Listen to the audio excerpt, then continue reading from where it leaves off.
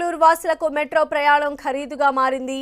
Fair fixation committee సిఫార్సుల మేరకు Bengaluru metro rail corporation limited ticket ధరలను సవరించింది. పెరిగిన ధరలు ఇవాల్టి నుంచి అమల్లోకి వచ్చాయి. ధరల పెంపుతో పాటు ఊబర్, ఓలా తరహాలో పీక్, నాన్ పీక్ అవర్స్ విధానాన్ని తీసుకువచ్చారు.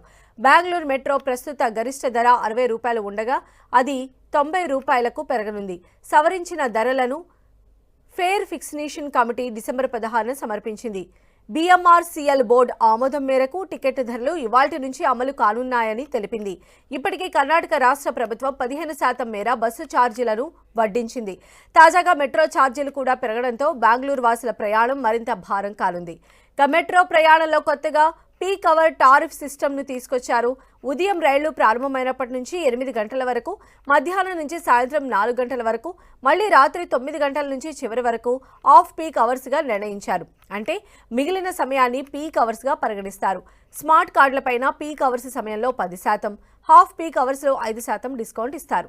నిజానికి ఈ మెట్రో ఛార్జీల పెంపు నిర్ణయం ఈ నెల మొదటి నుంచే అమలు కావాల్సి ఉన్న వారం పాటు హోల్డ్లో పెట్టారు. ఛార్జీల సవరణకు ముందు సమగ్ర రిపోర్టు సమర్పించాలని మోదీ ప్రభుత్వం ఆదేశించిందని పేర్కొన్నారు.